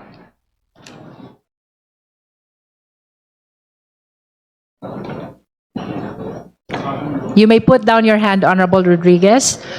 Those who abstain, please raise your right hand.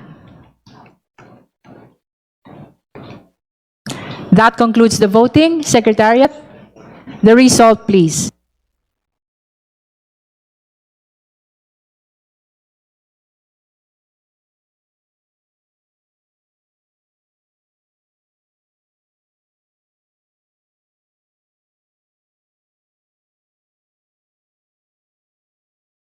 With 34 votes in the affirmative, 1 vote in the negative, and 0 abstention, the motion is granted.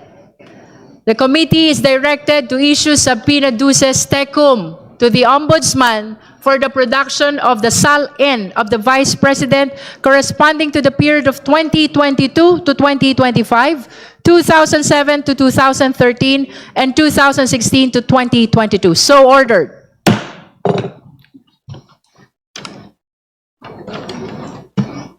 The committee is likewise in receipt of the manifestation from the Honorable Congresswoman Laila De Lima. May we hear from the Honorable De Lima. Thank you, Madam Chair. This representation confirms that as an ex-officio member of the Committee on Justice and as an endorser of the Saballa et al. Complaint against Vice President Sara Duterte, I filed yesterday, March 24, with the Committee on Justice and with a copy furnished to respondent by the committee secretary, a request for the issuance of subpoena duces tecum and ad testificandum for the following 5 individuals, 5 resource persons and or witnesses. 1, Attorney Gloria A. Camora of the Intelligence and Confidential Funds Audit Office of the Commission on Audit to produce, identify, and authenticate official COA audit records, including liquidation reports, disbursement vouchers, certifications, and related submissions of the Office of the Vice President and the Department of Education pertaining to the disposition of the confidential funds for the years 2022 and 2023. In my letter, Madam Chair, there's a long list actually of those copies, of those documents, the original copies of which we are seeking to be produced via subpoena from Attorney Gloria Camora of the Intelligence and Confidential Funds Audit Office of the Commission on Audit. I so move, Madam Chair, to issue subpoena duces tecum and ad testificandum to the named individual or named employee or official of the Commission on Audit.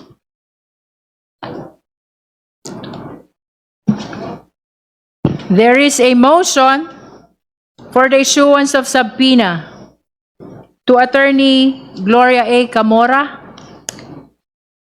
You mentioned the Honorable De Lima, officials from COA. Other than Attorney Gloria Camora. Other than Attorney Camora, are there any other officials you would Just like to be Attorney subpoenaed? Gloria Camora for the moment. Attorney Gloria Camora of the Intelligence and Confidential Funds